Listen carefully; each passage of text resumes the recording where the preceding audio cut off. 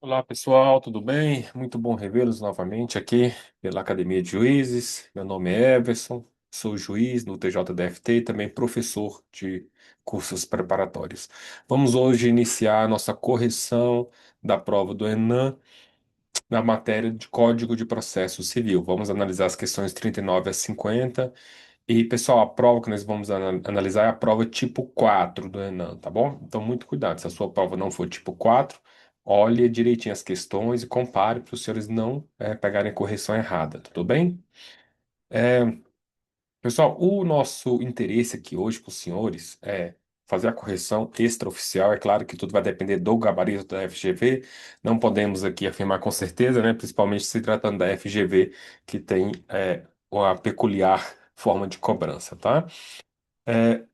Que eu vou fazer com os senhores? Nós vamos identificar a alternativa correta, vamos apontar o fundamento legal também e entender a lógica da banca, né? Por que que ela cobrou aquilo, como que ela cobrou, tudo bem? E vou também destacar as pegadinhas. E o mais importante que os senhores têm que fazer é anotarem essa correção e montar o caderno de vocês, tá bom? Pessoal, sem mais delongas, vamos iniciar ao que interessa. Deixa eu compartilhar aqui a prova com os senhores, só um minutinho. Pronto, tá compartilhado aí, né? Os senhores estão vendo a prova. Vou dar um zoom aqui para ficar melhor. Vamos iniciar com a questão 39, tá, pessoal? Eu acho que vocês estão conseguindo ver, né? Vamos lá.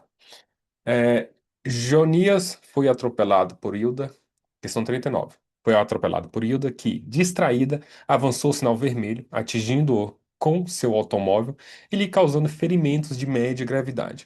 Por essa razão, Jonias ajuizou a ação indenizatória, na qual pleiteou indenização por danos morais, estéticos e pensionamento mensal pelo período em que permaneceu impossibilitado de trabalhar como entregador autônomo. Após regular citação e oferta de contestação por Hilda, o juiz, em decisão de saneamento e organização do processo, determinou as seguintes medidas: rejeitou as preliminares de inépcia da petição inicial e incorreção do valor da causa alegadas por Hilda em contestação. Delimitou que a atividade probatória recairá sobre a eventual conduta culposa de Hilda na condução do veículo, bem como sobre a extensão das lesões sofridas por Jonias.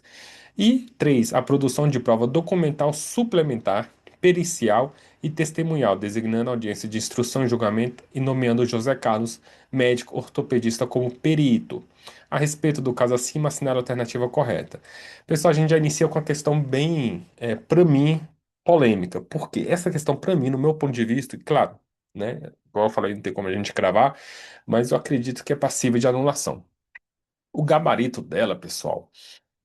No meu ponto de vista, a questão menos errada é a questão A, tá bom? O número de testemunhas arroladas não pode ser superior a 10, sendo necessárias 3, no máximo, para a prova de cada fato. Por que que para mim a A é a menos errada? Porque o CPC, desculpa, o CPC, ele traz exatamente isso aí, com exceção da palavra necessárias, né? A testemunha não pode ser superior a 10, sendo 3 no máximo para a prova de cada fato. É isso que o CPC traz. Mas a banca colocou necessárias. Para mim, essas necessárias prejudica a redação. Por quê? Tá falando que é necessária 3. Mas o CPC não fala que é necessária 3. O CPC fala que é 3 no máximo para cada fato, para a prova de cada fato. Então pode ser uma, duas ou três. Mas aqui, sendo necessárias 3, tá vinculando, tá limitando, então falando que tem que ser 3. Por isso que tá, para mim, ao meu ponto de vista, tá errada. Mas das 5 alternativas, a B, C, D, E é a menos errada, tá? Vamos lá, a letra B tá errada por quê?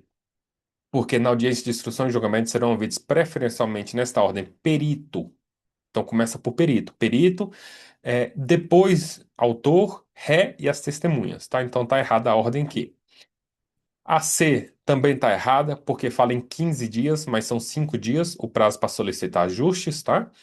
E a E está errada porque a intimação das testemunhas deverá necessariamente ocorrer pela via judicial? Não, pessoal, não é. Necessariamente pela via judicial quando for Ministério Público, Defensoria e outras hipóteses lá. Mas nesse caso aqui, o advogado tem o dever de intimar, né? Então, pessoal, por isso que eu falo que a A está menos errada das três, porque a letra B, C, D e E está contra texto de lei expresso. Então, por isso que para mim está muito errada. Agora, a A está menos errada porque essa necessária, embora não esteja contra texto de lei expresso, prejudica a redação. Então, para mim, a 39 é passível de anulação. Eu, se fosse eu, entraria com recurso. Se tivesse, né, reprovado por uma questão, é claro, eu entraria com recurso e tentaria anulação. Tudo bem? Então, pessoal, a 39, o gabarito é a letra A, com essa ressalva que eu falei para os senhores, então muito cuidado, tudo bem? Olha lá, artigo 357, parágrafo primeiro do CPC, prevê que é o prazo comum de 5 dias para solicitar ajustes, certo? E não 15 dias, fim do qual a decisão de saneamento se torna estável. A alternativa A fica menos errada, não exige necessariamente três testemunhas por fato. O CPC apenas limita a três, no máximo, para cada fato. Então, por isso que para mim está menos errada. Não custa nada tentar a anulação, tá bom? Vamos para a questão 40. A despesa não compreendida pelo benefício da gratuidade de justiça é relativa à letra E, pessoal. Artigo 98, parágrafo 4º. A concessão da gratuidade de justiça não afasta o dever de o beneficiário, né? É, é, é, de o beneficiário pagar ao final as multas processuais que lhe são impostas. A gratuidade alcança as custas, despesas processuais e outros atos necessários ao exercício do direito de ação em defesa, tá? Mas não é um escudo para multa processual. Se a parte praticar ato atentatório à dignidade da justiça ou sofre outra sanção processual, continua responsável pelo pagamento. Por isso, a despesa não compreendida pela gratuidade é a multa aplicada por ato atentatório à dignidade da justiça. Então está correta a letra E, né? A multa aplicada em razão da prática. Não. Então, muito cuidado com essas questões de não, porque a gente acaba marcando a correta, né? Então, não, incorreta, muito cuidado, tá, pessoal? Então, o benefício da gratuidade não se estende à multa aplicada pelo ato atentatório à dignidade da justiça, tudo bem? Vamos lá para a questão 41. Essa aqui não tem como anular, porque está bem redondinha. Artigo 40, ó, questão 41. A sociedade empresária Shopping Mega Venda ajuizou ação indenizatória em face de Construtora Paulista Mineira LTDA, ambas de grande porte e assistida por escritórios de advocacia especializados. Grande porte, tá vendo? Então, enunciado traz dicas para os senhores, vão circulando, tá? Grande porte e assistidas, então ambas são grande porte e ambas estão assistidas por escritórios de advocacia especializados. Então, a princípio, estão em pé de igualdade aqui até agora. Vamos ver. Discutindo inadimplemento em contrato de empreitada global. Antes da citação, as partes protocolizaram petição conjunta celebrando o negócio jurídico processual pelo qual convencionaram a redistribuição do ônus da prova, atribuindo à construtora o dever de demonstrar a adequação técnica da obra, a limitação do número de testemunhas a três para cada parte. Lembra que o CPC fala fato? Muito cuidado aqui, a banca quer confundir os senhores. As partes podem limitar, três para cada parte, não tem problema, tá? Não se confunde com a limitação legal do CPC, que é três para cada fato. Uma coisa não se confunde com a outra. Aqui a gente está falando de negócio jurídico processual. Lá é limitação ex lege. E três, a renúncia prévia ao prazo recursal contra a futura decisão de saneamento. Além disso, propuseram, então, tiveram essa petição conjunta e depois uma outra petição ao magistrado propondo um calendário para a prática dos atos processuais. O magistrado de ofício recusou integralmente a aplicação do negócio jurídico, fundamentou sua decisão na indisponibilidade do procedimento processual e, em relação ao calendário, também negou, pois dilatava prazos previstos na legislação processual. À luz do artigo 190 e do artigo 191, ambos do CPC, e da orientação doutrinária e jurisprudencial predominante, assinale a alternativa correta. A. A redistribuição convencional do ônus da prova é vedada no processo civil brasileiro por se tratar de matéria submetida exclusivamente ao poder instrutório do juiz? Errada. A redistribuição as partes podem fazer por negócio jurídico processual e não está limitada ao juiz. Nós temos a redistribuição convencional do ônus da prova, que as partes fazem, temos a redistribuição judicial, que é o juiz, e temos a redistribuição op legis, que é quando a lei faz, né? Como lá no caso do Código de Defesa do Consumidor, que a lei já, o artigo 14 já inverte o ônus da prova, tá bom? B. O negócio jurídico processual somente pode ser celebrado antes do ajuizamento da demanda, sendo vedada a sua celebração após. Pessoal, erradíssima. Negócio jurídico processual, isso que cai direto. Negócio jurídico processual pode ser realizado antes ou durante, tá bom? Não só após. Então, muito cuidado com isso.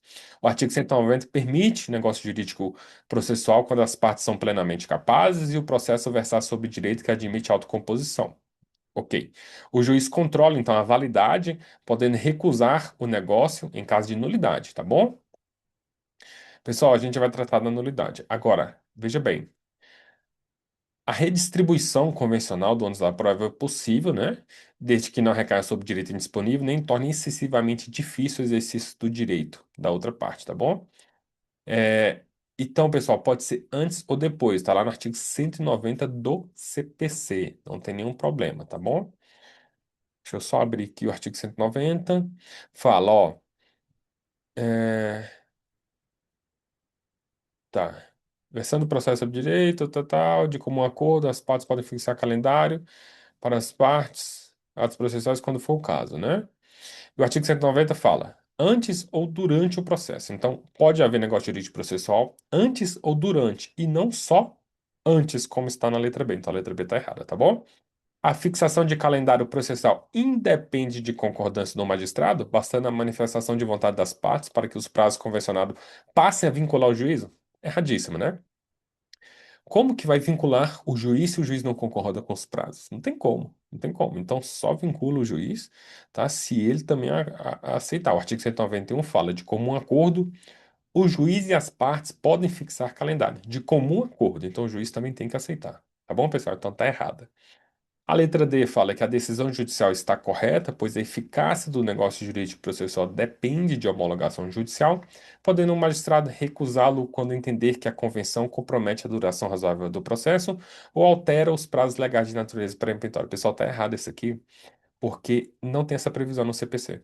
Não tem. A letra E que está certa, tá? O juiz poderia recusar a aplicação da convenção apenas, e aqui não é uma pegadinha, é apenas mesmo, se constatasse a nulidade do negócio jurídico ou processual, inserção abusiva em contrato de adesão ou manifesta situação de vulnerabilidade de uma das partes. Tá lá? É, no parágrafo único do 190, tá? E o parágrafo único fala que o juiz controla validades, recusando-lhe a aplicação somente. Então, esse somente aí está no lugar do apenas, tá vendo? Então, não é pegadinha, pessoal. Somente nos casos de nulidade, inserção abusiva ou vulnerabilidade de uma das partes. Não lhe sendo permitido exercer controle de mera conveniência ou adequação à celeridade processual. Pessoal, não cabe ao juiz negar o negócio jurídico processual por mera conveniência. Tá certo isso aqui, não tem como. Ou, não, porque eu vou negar porque vai demorar mais o processo. Também não posso. Eu, como juiz, não posso negar só porque vai demorar um pouco mais o processo, sendo que as partes querem fazer um negócio jurídico processual e está dentro dos limites legais, está dentro do que o Código de Processo Civil prevê, tá bom? Então, o juiz só pode recusar nessas três hipóteses aqui, que está no CPC, a letra de lei. Então, nesse aqui também, pessoal, infelizmente não tem recurso cabível, no meu ponto de vista, tá? A questão 41 está redondinha, é letra de lei expressa, tudo bem? Vamos agora para a próxima questão, 42. Questão 42 fala que a sociedade empresária construtora Júpiter Saturno SA ajuizou ação indenizatória em face da construtora Sol Celeste, alegando graves falhas na execução de uma obra industrial. No curso da demanda, Mário, engenheiro civil que havia atuado como consultor técnico independente, contratado pela construtora Sol Celeste, então pela parte ré, durante a execução do empreendimento, requereu seu ingresso no processo como assistente simples da ré, sob o fundamento de que eventual reconhecimento judicial das falhas poderia repercutir negativamente em sua responsabilidade profissional e ensejar futura ação regressiva contra ele. Primeiro, antes da gente continuar, o Mário pediu ingresso como o quê, pessoal? Assistente o quê? Simples. A questão já trouxe pra gente. Assistente simples está em qual artigo? Artigo 123, não é? Artigo 121 a 123, tá? E lá fala que o assistente atuará como auxiliar da parte principal, certo? Então vamos lá, assistente simples. O pedido foi deferido, passando Mário a atuar no processo como assistente simples. Quando de sua intervenção, então, quando ele ingressou no processo, a fase instrutória já se encontrava em estágio avançado, tendo sido produzidas prova pericial e prova testemunhal. Durante o restante da instrução, então, a perícia e a testemunha já tinha feito. Então, durante o restante da instrução, o assistente requeriu a juntada de determinados relatórios técnicos que estavam em poder da construtora Sol Celeste, que estava em poder da Ré, tá bom? Os quais, segundo alegou, poderiam demonstrar que modificações no projeto executivo haviam sido determinadas posteriormente pela própria contratante. Apesar das reiteradas solicitações do assistente de Mário, a assistida, a Sol Celeste, deixou de apresentar tais documentos. Ao final, a ação foi julgada procedente, reconhecendo-se a responsabilidade da construtora pelos vícios da obra. Então, a ré foi condenada. A sentença transitou em julgado e, posteriormente, a construtora Júpiter Saturno ajuizou ação autônoma de responsabilidade civil em face de Mário, certo? A autora, então, da ação anterior, entrou com ação de responsabilidade, tá bom? Em face do Mário, do assistente simples. Só que agora, nessa ação, ele está como réu.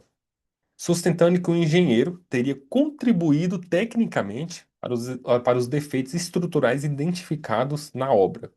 Em contestação, Mário sustentou que a sentença proferida no processo anterior foi injusta, afirmando que a assistida, a Sol Celeste, aqui afirmando que a assistida, por negligência ou mesmo por má-fé, deixou de apresentar os documentos técnicos relevantes que poderiam ter influenciado na formação do convencimento pericial e, por conseguinte, no resultado do julgamento. Sobre a hipótese apresentada com base no Código de Processo Civil, assinale a alternativa correta. Pessoal, essa questão, a questão 42, a alternativa correta dela, pessoal, é a C, tá bom? A letra C. A letra C fala o quê? Mário poderá discutir a justiça da decisão proferida no processo anterior se alegar e provar que desconhecia a existência de alegações ou de provas das quais a assistida, por dolo ou culpa, deixou de se valer durante a instrução processual, tá? Isso porque, lá no artigo 123, tá, do CPC, transitada em julgada a sentença no processo em que ele interveio como assistente simples, ele não pode discutir em processo posterior a justiça da decisão, salvo, e aqui entra a exceção que a banca cobrou. A banca cobrou a exceção dos senhores, salvo se ele alegar e provar uma das hipóteses legais, e uma dessas hipóteses está lá no inciso 2, ter sido impedido de produzir prova capaz de influir na sentença, esse é o inciso 1. O inciso 2, alegar e provar desconhecer alegações ou provas das quais o assistido, por dolo ou culpa, deixou de se valer. Então, a letra C entra justamente na exceção que está previsto no inciso 2 do artigo 123, pessoal. A banca cobra exceção, sim, muita, né? Então tem que ficar esperto, tá? A letra A está errado. O assistente simples, ao ingressar no processo, passa a ocupar uma posição jurídica equivalente à de litisconsorte da parte assistida? Não. Assistente simples é uma coisa, assistente litisconsorcial é outra coisa. Não, não confundam, tá? A letra B, a sentença proferida no primeiro processo produz coisa julgada material em relação a Mário, impedindo-o de rediscutir a justiça da decisão em processo posterior, ainda que demonstre que o assistido deixou de produzir provas. Está errado. Ainda não. Se ele provar isso aqui, ele pode discutir a justiça, tá? Mário poderá discutir se aqui é a correta. A letra D. A assistência simples possui natureza meramente acessória e subordinada, razão pela qual o assistente não pode, em nenhuma hipótese, discutir a justiça da decisão proferida no processo em que interveio por força da conjugada material. Está errada. Tem duas exceções do artigo 123 que ele pode sim discutir a justiça da decisão.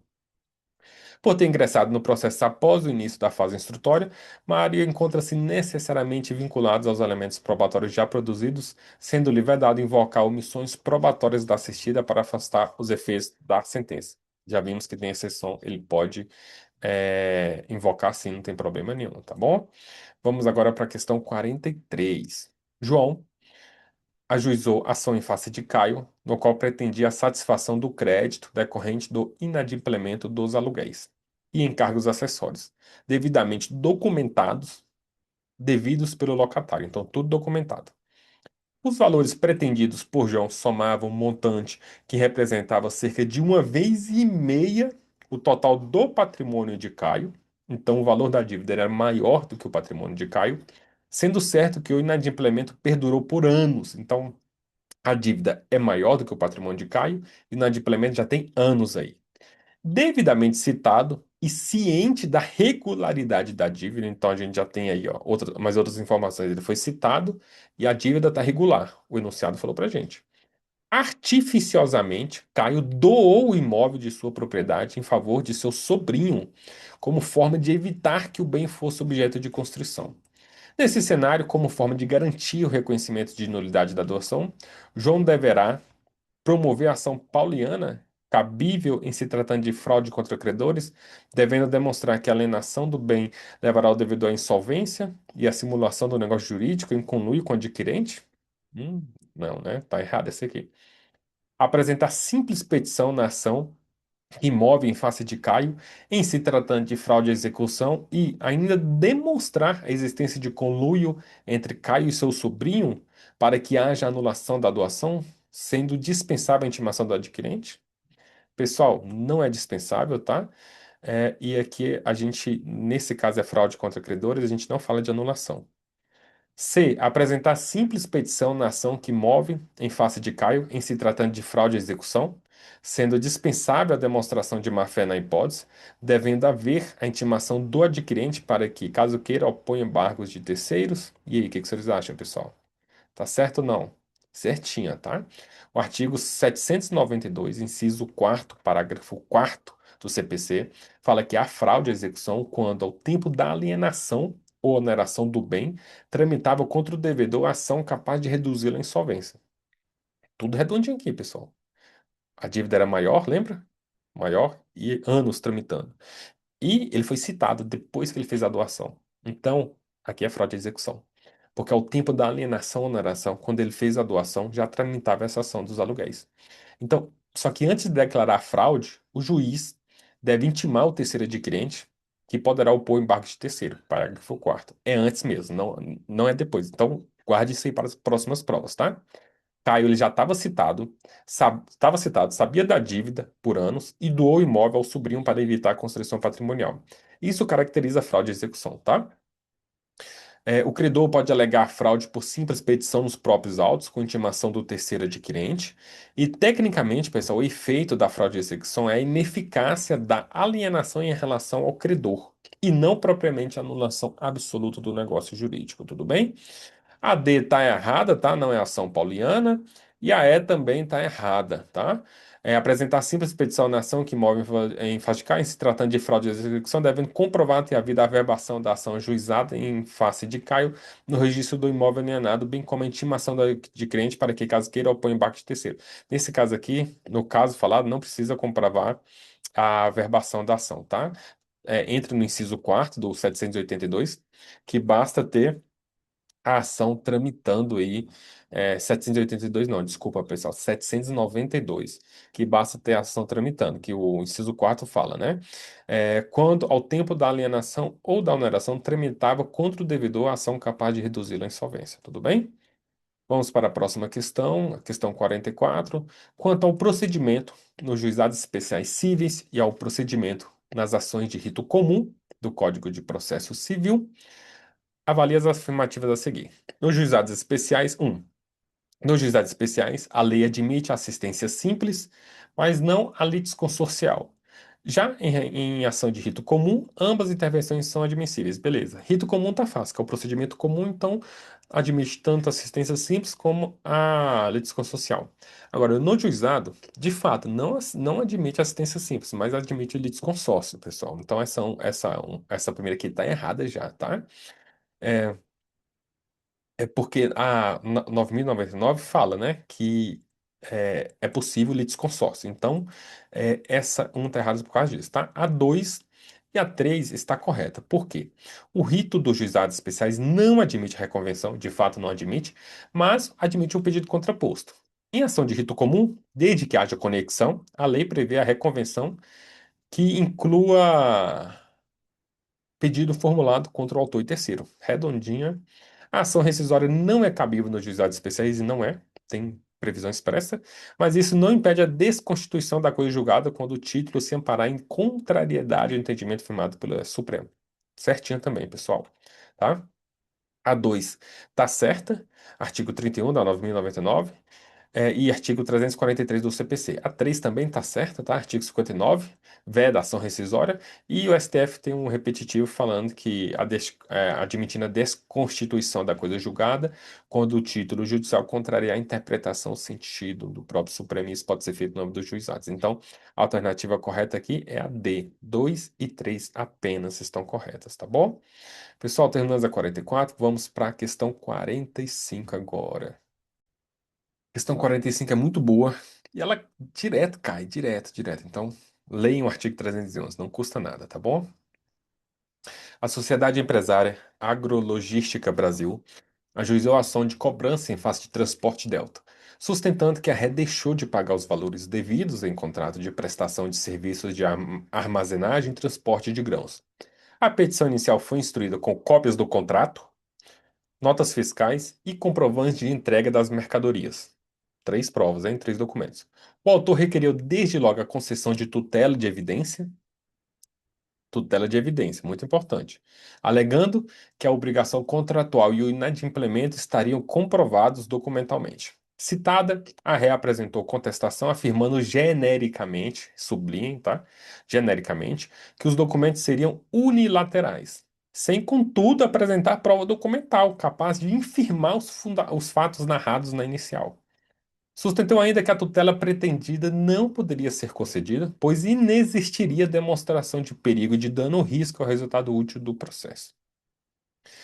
Diante desse quadro, o magistrado analisa o pedido de tutela provisória. À luz do CPC, qual que é a alternativa correta, pessoal? Da 45. Vamos lá. A correta é a letra E, tá?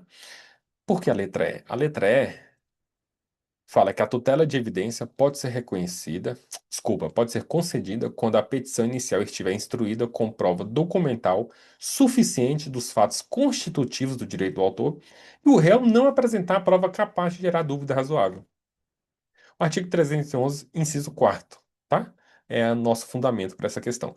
A tutela de evidência pode ser concedida independentemente da demonstração de perigo, de dano ou risco ao resultado útil do processo, então não precisa, tá? Ter isso. Pode ser concedida independentemente desses requisitos da tutela de urgência, não se confundem, tá bom? Isso quando a petição inicial estiver instruída com prova documental suficiente dos fatos constitutivos do direito do autor e o réu não apresentar prova capaz de gerar dúvida. No caso aí da questão, a parte autora juntou o contrato, notas fiscais e comprovante de entrega, enquanto a ré, na sua contestação, alegou genericamente, não juntou prova documental para infirmar os fatos, certo? Então, por isso, não era necessário demonstrar perigo de dano e o risco ao resultado útil do processo e poderia ser concedido sem nenhum problema, tá, pessoal? A letra A está errada porque ela fala que a tutela de evidência depende sempre da prévia oitiva, e não é o caso. A gente sabe que tem duas hipóteses lá do parágrafo único que fala que não depende de prévia oitiva. A tutela de evidência somente pode ser deferida quando a tese jurídica invocada pelo autor estiver consolidada em súmula vinculante ou precedente firmado. Não é o caso. Essa é uma das hipóteses, são quatro. A tutela de evidência possui natureza exclusivamente sancionatória, sendo cabível apenas quando caracterizada por direito. Está errado. É uma das hipóteses também, tá? Quando fica enrolando ali. E D, a tutela de evidência somente pode ser concedida se houver demonstração cumulativa da probabilidade do direito do perigo de dano e risco ao resultado do processo. Está errado, isso aqui é de urgência. A colega que tirou foto gentilmente pra gente, mandou, fez certinho, a urgência, tá? Então, pessoal, a correta letra é. Vamos para a questão da letra, questão 46 agora, tá? Uma sentença proferida na Itália condenou o réu brasileiro a pagar verbas indenizatórias devidas ao seu ex-empregado, estrangeiro, sem domicílio em nosso país. As verbas diziam respeito ao vínculo cumprido no exterior. O vitorioso pretende o cumprimento dessa sentença no Brasil, já que o brasileiro é agora aqui domiciliado. Sobre esse caso hipotético, assinale a alternativa correta. Letra A. Uma vez homologada pelo STJ, a sentença pode ser executada no Brasil e a execução se fará perante a Justiça Federal. Pessoal, é a correta, tá? Já pegamos de cara a correta. Anota o fundamento, artigo 105, inciso um, a linha I da Constituição Federal e também o artigo 109, inciso 10 da Constituição Federal, somado com o artigo 965 do CPC. A sentença estrangeira precisa ser homologada pelo STJ para produzir efeitos, tá? E depois da homologação, o cumprimento é pela Justiça Federal. Então, não se executa diretamente a sentença, estrangeira na Justiça Estadual nem na Justiça do Trabalho. Primeiro, há uma homologação pelo STJ, depois o cumprimento pela Justiça Federal. Tudo bem? Anote os artigos que eu citei para os senhores e crie um caderno com eles. Tá? A B está errada, porque fala que a sentença pode ser executada pela Justiça do Trabalho e não é. Não é admissível a cooperação internacional em detrimento de brasileiro aqui domiciliado, sendo de natureza absoluta a jurisdição nacional, de modo que é inviável o cumprimento aqui, é errado, não é inviável. O caso é de cooperação jurídica internacional e o cumprimento de sentença estrangeira exige primeiramente a demonstração de reciprocidade e posteriormente demonstrado esse requisito, o STJ homologará e a execução se fará perante a Justiça Estadual. Não é o caso também, tá? O caso é de cooperação jurídica internacional e o cumprimento da sentença estrangeira exige primeiramente a demonstração de reciprocidade e posteriormente a demonstração desse requisito. O STJ homologará e direcionará a cooperação. Tá errado também, tá, pessoal? Vamos agora para a questão 47.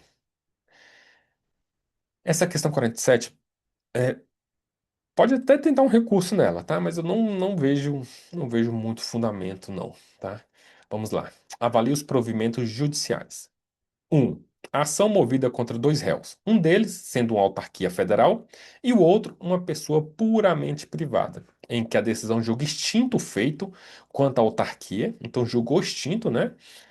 Olha só, o enunciado traz dicas para os senhores, em que a decisão julga extinto o feito quanto à autarquia, sem exame de mérito diante da ilegitimidade desta e determina a remessa dos autos da Justiça Estadual para o julgamento da ação contra o réu remanescente. Aqui, primeiro, a gente já começa achando que é uma sentença, né? Pessoal, não é sentença. Não é sentença. É uma decisão parcial que vai julgar extinto o processo sem resolução do mérito com relação a uma das partes, tá bom? Mas por que isso? Está lá no artigo 354, parágrafo único do CPC. O artigo 354, parágrafo único, fala o quê? A decisão. O artigo 354 caput fala, ocorrendo qualquer das hipóteses do artigo 485, e essa é uma das hipóteses, 487, incisos 2 e 3, o juiz proferirá a sentença.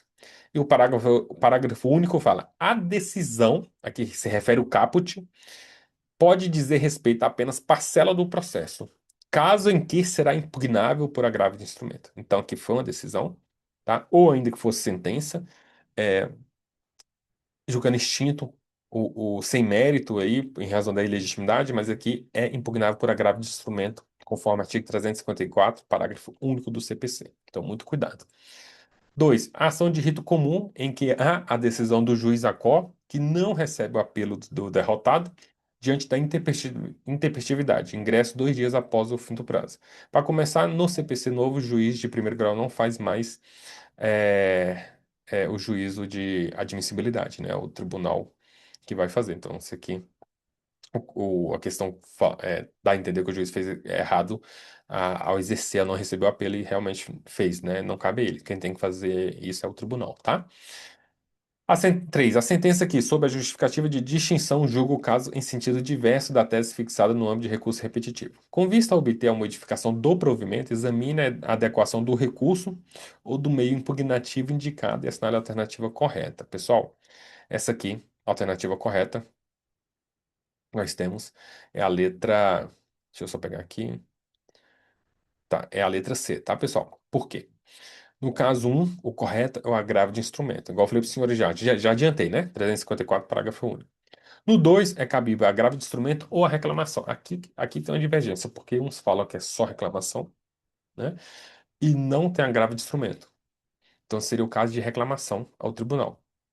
Porque aqui no 2 o juiz indeferiu, negou o apelo por intempestividade, mas o juiz não pode. E essa não tem previsão no artigo 1015 lá no rol, que é ter taxatividade mitigada, então caberia reclamação e não agravo de instrumento. Mas aqui fala agravo de instrumento ou reclamação, tá? Então, alguns falam que pode ser anulado, podem tentar, tá? Se tiver por duas, eu tentaria, não custa nada. Tá bom, pessoal? E 3 é cabível apelação. Tá certinho a letra C, tá? É, no 1, já falei, é agravo de instrumento, parágrafo único do 354. No 2, se o juiz de primeiro grau não recebeu a apelação por intempestividade, cabe agravo de instrumento ou reclamação ao tribunal, porque o juízo de admissibilidade é do tribunal, artigo 1010, parágrafo terceiro do CPC. E no 3, contra a sentença que aplica indevidamente a distinção em relação ao repetitivo, o caminho é a apelação e não reclamação direta, pois a reclamação exige esgotamento dos meios das instâncias ordinárias, né? E então teria aí que primeiro ter uma apelação, só para depois ter uma reclamação, tá? Artigo 988, parágrafo 5º, inciso segundo, se eu não me engano. Deixa eu só conferir aqui para os senhores. Artigo 988, parágrafo 5º, inciso segundo. É inadmissível a reclamação proposta para garantir a observância do acórdão extraordinário ou com repercussão geral, ou de acórdão em recurso extraordinário ou repetitivo, quando não esgotadas as instâncias ordinárias. Tudo bem? Vamos agora para a próxima questão, a questão 48.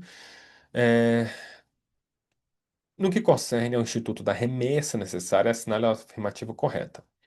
Pessoal, a 48, aqui está certa a letra A, tá? A sua incidência impede que o órgão de instância superior agrave a condenação imposta na sentença de primeiro grau em desfavor da fazenda pública.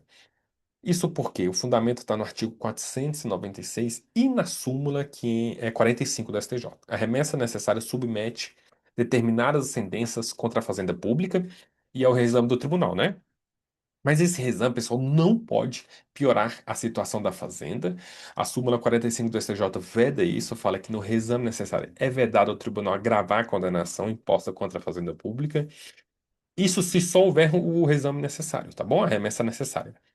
E o tribunal não pode. Agora, se houver recurso, beleza, mas no reexame necessário é vedado o tribunal agravar a situação da fazenda pública, tá? Então a letra A está corretíssima. Letra B está errada. A sua incidência impede que a fazenda pública interponha apelação por retirar o interesse recursal, nada a ver. Nada a ver. Uma coisa é reexame necessário, outra coisa é o interesse recursal não fica prejudicado, tá? Tem lugar nas hipóteses de prolação de sentença condenatória ilíquida, prolatada realmente tem, quando a sentença é ilíquida, tem que ter reexame necessário. Prolatada em desfavor da União, dos Estados, do Distrito Federal, dos municípios, das respectivas autarquias e fundações públicas. Empresa pública, não. E sociedade de economia mista, não. Tá? Letra de lei, pessoal. A sua incidência, culminando com o julgamento pelo órgão de instância superior por maioria de votos no sentido. Aqui a técnica de julgamento estendido, não, também, tá? E tem lugar nas hipóteses de prolação de sentença condenatória prolatada em desfavor da fazenda pública, independentemente do valor da obrigação pecuniária, caso o juiz de instância inferior na fundamentação que invocou tenha reconhecido incidentalmente a inconstitucionalidade. Está errado. Não tem nada disso aqui. Ter reconhecido incidentalmente a inconstitucionalidade dispensa a remessa necessária. Não. Isso é quando for em controle concentrado, tá? Então, muito cuidado. Pessoal, vamos para a nossa última questão agora. Questão 49. João, solteiro, desculpa, é executado por dívida particular de valor certo. Nessa execução, por quantia certa, ocorre a penhora de imóvel indivisível, do qual João é titular de apenas um terço da fração ideal do bem. Seus irmãos são titulares de frações ideais, que somados totalizam os outros dois terços. Os irmãos não foram citados para integrar o polo passivo da execução, que se funda em nota promissória emitida por João. Qual que é a resposta correta aí da 49, pessoal? É a letra B, tá? A B fala o quê? Não há vício no polo passivo, e de fato não há. A promissória foi emitida por João. Se os irmãos não é fiador, né, a valência não tem que estar lá. Não há vício no polo passivo, e, respeitado o valor da avaliação, a praça pode levar à alienação do bem, e os irmãos, caso não exerçam a preferência, então, caso não exerça a preferência, subtende que eles foram intimados para exercer a preferência, e caso eles não exerçam a preferência, ficarão subrogados no crédito alcançado na proporção de suas costas. Perfeito, pessoal. Artigo 843 do CPC, tá? Ele fala justamente isso aí. Quando o bem for indivisível, que é o caso, certo? Pertence ao executado e a outras pessoas, e esses coproprietários não são devedores, não é necessário incluir eles no polo passivo, tá? Não tem nada a ver aí A com B, tudo bem? Não é necessário incluir eles no polo passivo. Agora, a penhora, pessoal, vai recair sobre o bem indivisível, mas A fração que os outros coproprietários têm que não é executado fica resguardada, tá? Porque a cota parte dos coproprietários que não é executado vão subrogar no produto da alienação. Então, os irmãos de João aí não respondem pela dívida, mas a copropriedade não impede automaticamente a alienação judicial do bem divisível, já que eles não exerceram o direito de preferência, como o enunciado trouxe. A proteção deles decorre, então, sobre o valor correspondente às respectivas frações ideais. Tudo bem, pessoal? Gabarito letra B. Letra A está errada, a penhora deve ser cancelada em virtude da ausência dos irmãos errada. A C está errada, não é questão de litisconsórcio também. Há litisconsórcio facultativo, não há, não tem nada a ver, mas não unitário, e desde que em embargos da arrematação deve ser reconhecido que a penhora não pode ocorrer sobre a totalidade do bem e apenas deve levar a penhora sobre a fração ideal, mas tem que vender todo o bem, porque não tem como o bem indivisível, tá? Tá no artigo 843. Pessoal, vamos lá então. A D e a E também está errada por consequência, tá?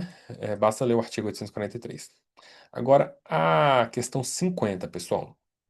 Intentada uma ação popular em que o autor formulou dois pedidos, o juiz da causa proferiu sentença por meio da qual rejeitava ambas as pretensões deduzidas na petição inicial. Quanto ao primeiro pedido, entendeu o magistrado que havia ficado configurada a prescrição.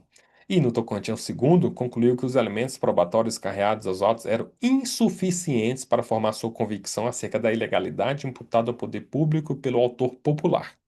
Subindo os autos por força do reexame necessário, ao tribunal confirmou a íntegra sentença, ratificando todos os fundamentos, e veio o trânsito em julgado. Nesse cenário, correto afirmar que, para fins de impugnação do acórdão proferido pelo tribunal, a ação rescisória é cabível, em tese, no que concerne a rejeição dos dois pedidos, pessoal? Não, não é. Nos dois pedidos, não. É cabível em tese apenas no que concerne a rejeição do segundo pedido? Também não, tá? É cabível em tese apenas no que concerne a rejeição do primeiro pedido? Letra C tá certa, tá, pessoal? Por que que tá certo? Porque o artigo 966, somado ao artigo 18, né, o artigo 966 do CPC, e somado ao artigo 18 da Lei 4.717, fala que a ação rescisória pressupõe decisão de mérito transitada em julgado, certo?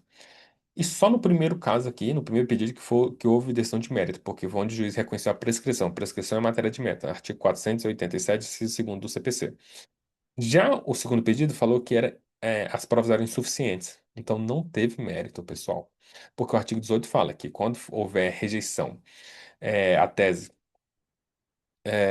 a improcedência, né? A rejeição do pedido, a improcedência, decorrer por insuficiência de provas em ação popular, não gera coisa julgada erga omnes, tá bom?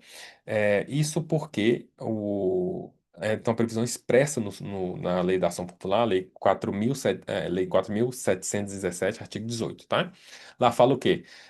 Ocorre a coisa julgada erga omnes, exceto, salvo, quando a improcedência decorrer de deficiência de provas, que é o caso, insuficiência de provas que a questão trouxe, certo? Nessa hipótese, qualquer cidadão poderá propor novamente uma nova ação com idêntico fundamento, desde que apresentada nova prova. Então, não faz sentido usar rescisória para aquilo que a própria lei permite rediscutir por uma nova ação, certo? E aqui fala o quê? Vamos lá, vamos voltar. Primeiro pedido, prescrição, mérito. E, no tocante ao segundo pedido, elementos probatórios insuficientes para formar sua convicção. Então, julgou improcedente por insuficiência de provas, tá vendo? Então, a letra C tá certa. Nem sequer em tese é cabível, tá errado. Nem sequer em tese é cabível, também tá errado, tá bom, pessoal? Pessoal, com isso, fechamos aí a nossa correção. Espero que vocês tenham gostado. Fica aqui meu agradecimento. Quem quiser nos seguir no perfil é o @prof.eversonborges, Everson com H. E M no final, Everson Borges. Lá eu coloco dicas de concursos, dicas de conteúdos jurídicos e dicas de concurso, né? Jurisprudências, informativos, doutrinas e também compartilho aí o dia a dia com os senhores, tá bom? Meu muito abraço, não desistam, pessoal. Eu sei que é difícil, sei que não é fácil essa caminhada. Aos que foram aprovados, meus parabéns. Aos que não foram, não desistam. É esse o momento, é esse exato momento agora que vai diferenciar os senhores de ser um aprovado no futuro do que ser um reprovado. O reprovado não é o que reprova hoje. O reprovado em concurso público é o que desiste de estudar. Para, tá? Se você não parar de estudar, você não vai ser reprovado. Você vai ser um aprovado, só que no futuro. Então, coloque a cabeça sua lá na frente, o pensamento lá na frente, que demanda tempo. Eu demorei 5 anos e 6 meses para ser aprovado na magistratura, mas eu confesso que vale muito a pena. É uma profissão linda, bonita e que a gente consegue ajudar as pessoas dentro da lei, da Constituição, né? E dentro dos processos, tá bom, pessoal? Continue firme, não desistam, contem sempre conosco aí que precisarem. Um abraço, tudo de bom, até a próxima.